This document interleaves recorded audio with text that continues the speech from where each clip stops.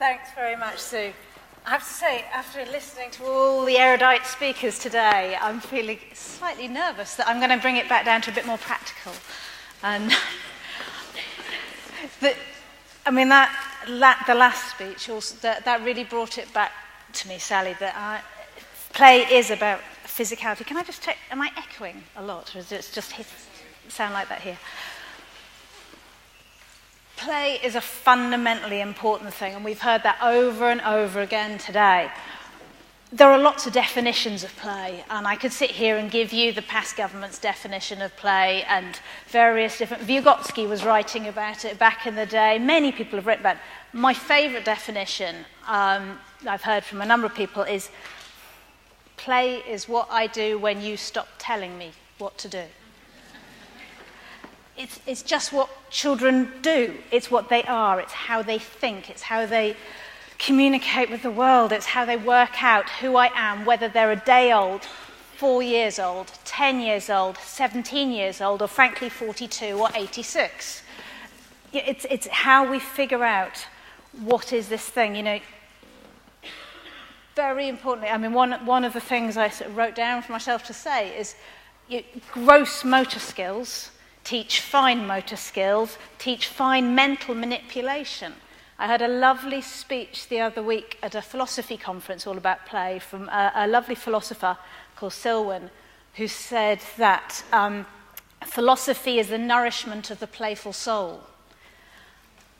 Today is a bit like play for all of us, isn't it? We're tossing the ball of ideas around. We're tossing around the ideas of what it means, physicality, what does mental health mean, what does playing outside in the street, in the playground, what do all these things mean? And then how can we pull this together into an interesting speech that we can then use practically in our own lives to influence either our local councillor, our local school, or national government? Right now, I'll try and get back to the speech I actually wrote myself to say. I should say, I was sitting there thinking, I want to just rewrite this, but... This picture actually came from last year, on Play Day last year. Play Day we run every year, and it's on August the 7th this year. Please get involved in it.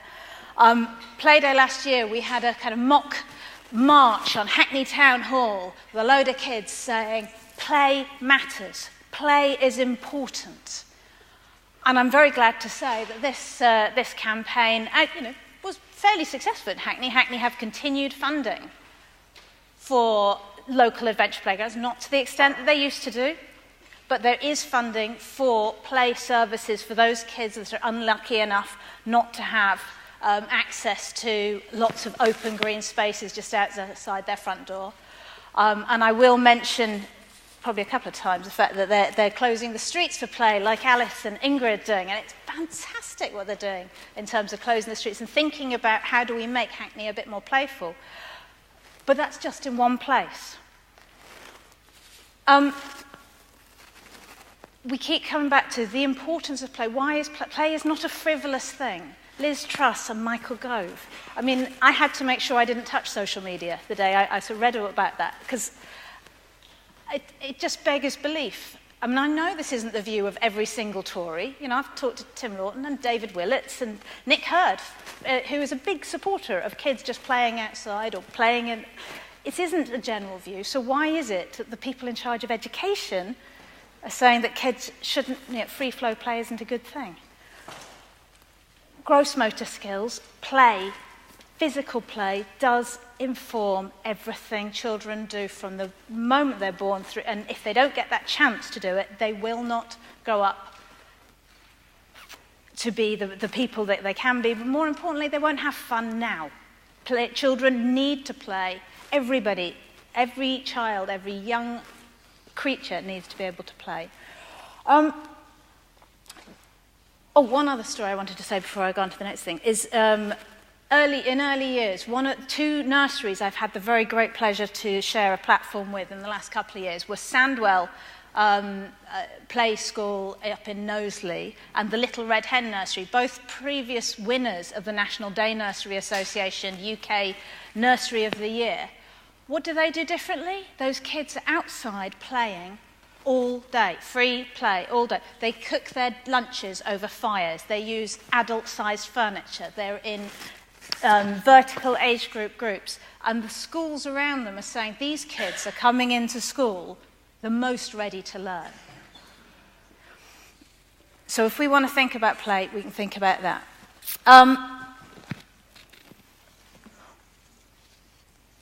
We know that there have been a large number of studies over the last few years. I mean, UNICEF have been referred to. Thank goodness they're saying that kids are getting a little bit happier now.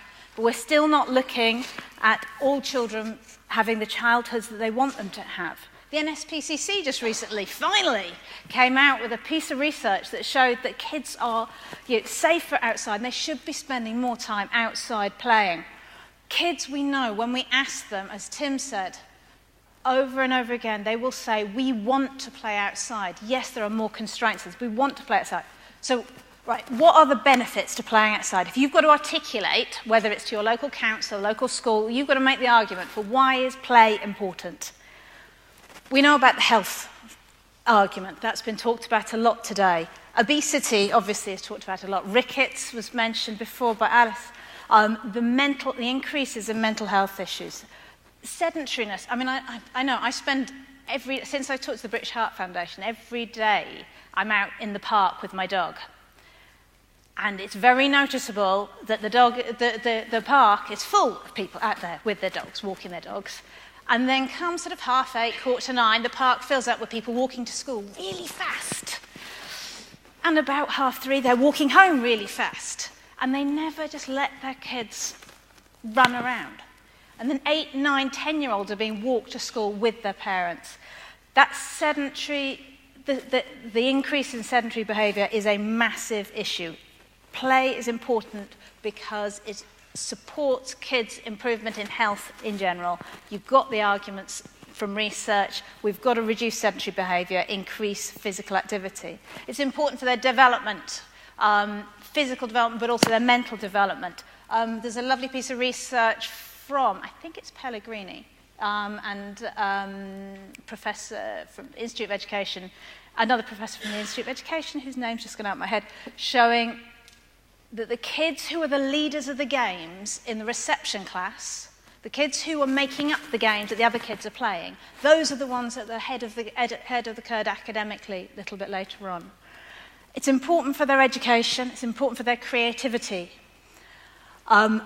Resilience we've talked about today a lot. Socialisation often gets forgotten about, but kids today are quite often in little boxes. If they are allowed to play out in their own back garden, if they're lucky enough to have back gardens, they're all in their own little boxes. They don't get to socialise and learn from other kids. Environment. Tomorrow you'll have the pleasure, and it is a great pleasure, of hearing from David Bond from the Wild Network. I've heard Tony Kendall as well speak from the Eden Project. And one of the things these guys are saying is we've not just got to think about the kind of kids we are leaving our planet. We haven't got to just think about the kind of planet we're leaving our kids, but what kind of kids we're leaving our planet. Are our kids going to look after this planet? And if they, as Sally just said, don't know what the smell of bluebells are, haven't dug their fingers in the dirt, haven't picked up snails in the street, are they going to love that planet for go into the future? But the most important reason why play is important is because it's play, because it's fun. It's what kids do and it's what they're doing now, and it doesn't have to have a purpose. It doesn't have to have a reason. It just is. I want you to just have a little think. I was going to do Tim's play memory exercise, but we're way beyond that. I just want you to take 27 seconds to tilt to your neighbour and think about what would the world be like without play? What would the impact be on the world if suddenly tomorrow, waved a magic wand, there was no more play? So 20 seconds with your neighbour. What's one thing that would change world without play?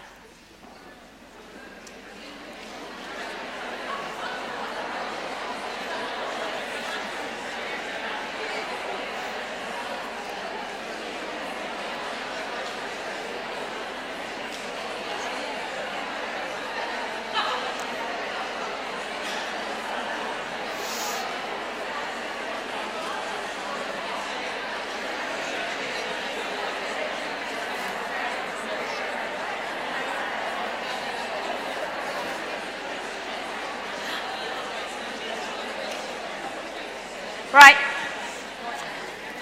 Quick shout out. Anybody want to just shout out?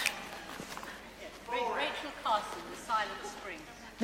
The Silent Spring. Ooh. When birds didn't sing anymore. When birds don't sing anymore. Boring, somebody shouted out. Nightmarish. Isolation. No communication. We would become extinct. Thank you. I have done that exercise with a large number of people from different professions, and it doesn't matter whether they're health and safety executive type people, or they're health and safety officers, or they're planners, or they're transport planners, or they're doctors and educationists, or they're police, or the hardest nut to crack, as Sue and I were talking about before, educationalists. And I speak as an ex-teacher.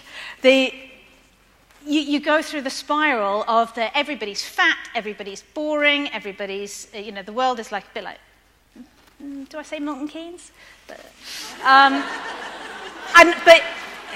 some bits of Milton Keynes are very nice, and they have a fantastic play association. But eventually, you get to a world with extinction, because how do you learn to negotiate? How do you learn that rough and tumble play is not just a nice to have. When I look at my dog rough and tumbling play with other puppies, I do not stop it.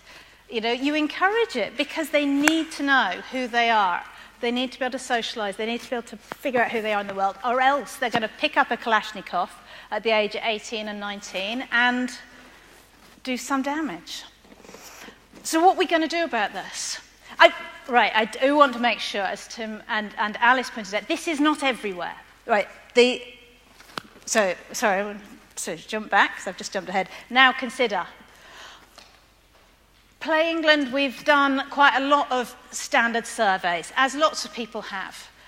But over and over again, we're finding that fewer children are playing out on a regular basis, as Tim illustrated before, as Alice and Ingrid talked about earlier, today than ever did before. A recent-ish survey showing 21% of children play outdoors every day near their home, compared to 71% of their parents' generation.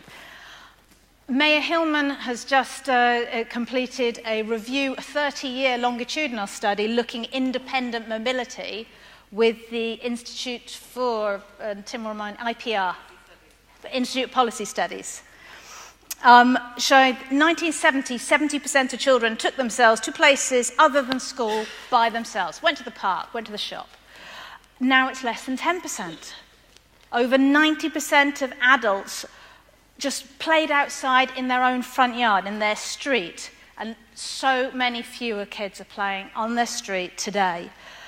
This isn't everywhere. I spoke to a lovely journalist the other day about this exact subject, and she wanted me to be all like, it's doom, it's gloom. And then she said, do you know what, we've decided not to move house, because on my street, all the kids are playing outside all the time. And my 7-year-old and 5-year-old just go outside, and they're on their scooters and on their bikes. It's a cul-de-sac.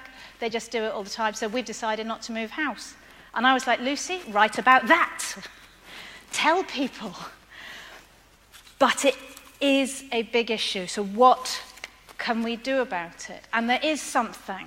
It's not just about erudite statistics. There is something that each and every one of us can do. If you knew nothing else, sign up to campaigns like Love Outdoor Play, which isn't on there, but it's on all the other slides. But sign up to join in with other people to say, stop now, we want freedom to play for our kids. Join Play England, please. But the thing that you could do today is just write to your local councillor and say, this is important for me in my neighbourhood, in my community. So I want to pose for this conference 3 things that you should think about. Number 1, school playtimes. A very disappearing issue. When I was a kid in the 70s and 80s, we had well over an hour a day of school playtime. So we fulfilled the current sort of Department of Health requirement of an hour a day of moderate to vigorous physical activity, just in 15 minutes at break at lunch in the morning, an hour at lunchtime, and 15 minutes in the afternoon. Today, a kid is very lucky if they get 40 minutes at lunchtime and maybe a 10-minute morning break. And obviously, if they're lagging behind in something, they have to stay in. Playtime is being nipped and gnawed all over the place. And yet, there are schools like these. These are in North Gloucestershire. There are a few schools across the country. There's more in Scotland and in Wales. In fact, I believe that there's over 40 schools in Edinburgh just now that are putting in water features. And quite a few got fire pits. And Juliet's here, and there's a few other Scottish contingents at the back to talk to about that. But these schools have put in lots of stuff to play with. They've trained a couple of teachers in play work, in the importance of play as an end in itself.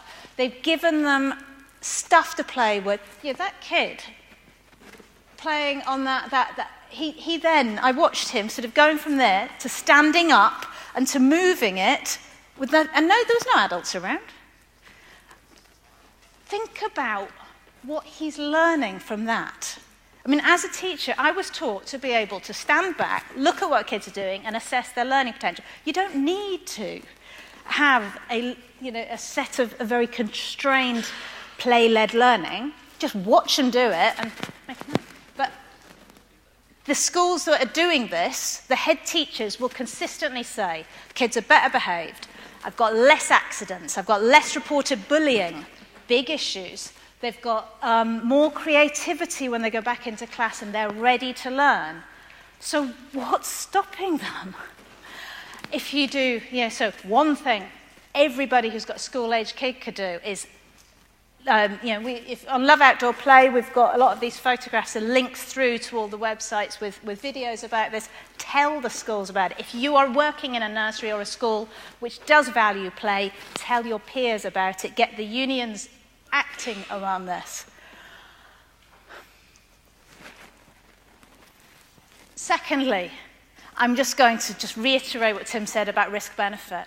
One of the most proudest moments that myself and everybody who's worked with Play England and Play Wales and Play Scotland and Play Board Northern Ireland, it was the moment when the Health and Safety Executive published the statement on risk-benefit saying everybody in parks and play spaces, schools and nurseries should be taking a balanced approach to risk. I'm very proud of the fact that we secured some funding from the Cabinet Office to reprint Managing Risk in Play provision, and Tim's been working with us on that, and that'll be launching in the summer. There is no money for communications on this, so I'm relying on all of you to go out and tell your peers. Risk-benefit approach is the approved, government-stamped approach to take, and it's the better approach to take. I love this photograph, because, this kid had just bumped his head. Do you think he cared? What do you think he was doing 5 minutes later? Do you think he then went? I was walking around, this was a damp, wet Tuesday lunchtime in a school I was going around to visit. I was walking around with the head teacher. Not one kid, including this one, came up and went, Sir, I'm hurt. I was a supply teacher for a year when I was doing my master's degree. Kids love, if they've got nothing else to do, they'll tell the teacher that they're hurting. This kid was so busy playing, he just stopped and, right, health and safety kid. So, health and safety, HSC endorses it. Let's get a risk-benefit approach in every place because that'll get kids having more fun. Finally, the number 3, I'm calling on every local authority, every district, every parish, anybody who has control, every housing association, big gatekeepers, and very much every community, every resident on a street, to loosen the red tape that means that we can reduce traffic. When we look at the real barriers to kids playing outside, there are lots of barriers. One of the biggest real barriers is traffic. Too often, children just to stop playing outside, as Alice and Ingrid said, if they do go outside, there's nobody else there because there's too much traffic. If they do start chalking and playing and kicking a ball around, they get threatened with an ASBO. And I know I get called up on a very regular basis to comment on yet another kid being either issued or threatened with an ASBO because they're just kicking a ball about in their own cul-de-sac. What Alice and Ingrid are doing, what Hackney are doing, and there's a whole load of other places around the country, as they were saying, is finding a legal solution that means that they don't have to pay like thousands of pounds for, what's the insurance called? Public liability insurance. So it's the end of a day when I've been listening very hard. Public liability insurance. Yeah, ridiculous to say that. It's a highway. You know, if you fall over, the NHS will fix you.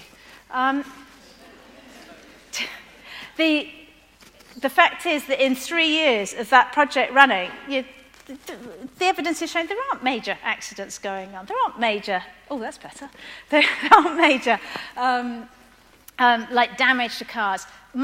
Where I live, we've got a car park outside the block of flats. For the last 7 years, we've said as a residents' association, children's play takes priority over cars coming in and out. And every day, kids are out there chalking or playing a game of tennis or whatever. We've had no accidents. So call on your local councillor to talk to Hackney's transport team. I understand, I was talking to Hackney's the Play Association in Hackney yesterday, and she's saying she's never seen a transport team excited.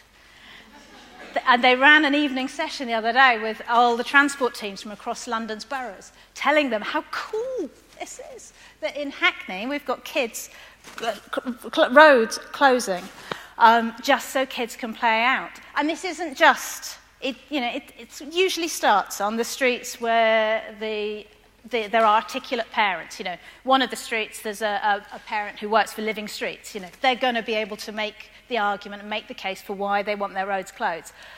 But apparently now they're starting to talk to groups of families from the Somali community, groups of families from those communities which maybe haven't particularly before stood up to the council and said, actually, I want a change for my families. That's one of the reasons why I'm very proud that Play England will be working with Playing Out over the next couple of years to figure out how we can get this sort of change everywhere. But it's down to residents. It's not about a top-down approach. It's about people saying, I want my community to be a place where kids play out, where play is important.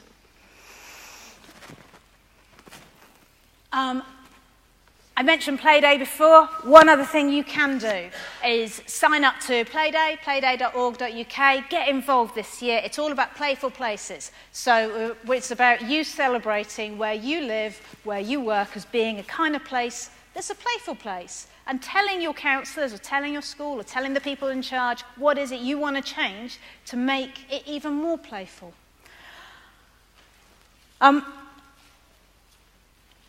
Kids need freedom to play. Play is not a nice to have. It's not a frivolous add-on. You know, it's lovely. You know, up until the 60s, as Tim was talking about a little earlier, we didn't really think about the necessity of play because kids had plenty of time to be bored, to go out and play. But over the years, all that time has been encroached on and encroached on. It's not just the physical freedoms, it's the mental freedom that a child has to think about who I am, where I live, the communities I live in.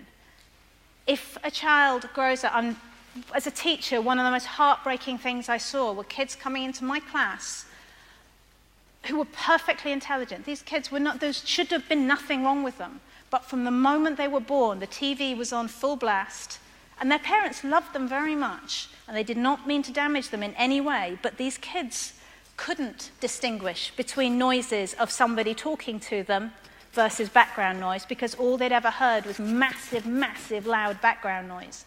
They'd never been allowed outside of their own house.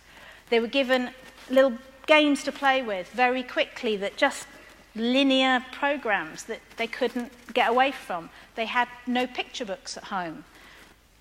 These kids, they're not just their physical environment is constrained, their heads are constrained. And we cannot have the next generation of kids, this generation of kids, or the last generation. This is wrong. Kids need freedom to play. It's not a nice to have, it's not a frivolous exercise. Curtail it, and we do so at our peril. So I call on you to back freedom to play, to think about what you can do professionally and personally? What can we do to build a groundswell movement? How can we work with, tomorrow you'll be hearing about the Wild Network, Play England, Play Wales, Play Board Northern Ireland, Play Scotland. We're really proud to be working with the National Trust, with RSPB, and wider with a whole range of children's organisations, environmental organisations, physical planning organisations, saying we've got to build a grassroots movement so everybody doesn't put up those comments that Alice showed before on the Daily Mail, which says, play out in the street, are you mad? That everybody says, no, of course kids should be playing out in the street. Of course, kids should retake the park. The park should not be just the preserve of the dog walkers. It should be the preserve of everybody that lives around there. We've got to address the needs of children playing out more often. We've got to require everybody that works with children to take a risk-benefit approach, to see the value of that. We've got to loosen red tape that is stopping kids from playing outside on their own front door, so that children today and those born tomorrow can have their freedom to play. Thank you.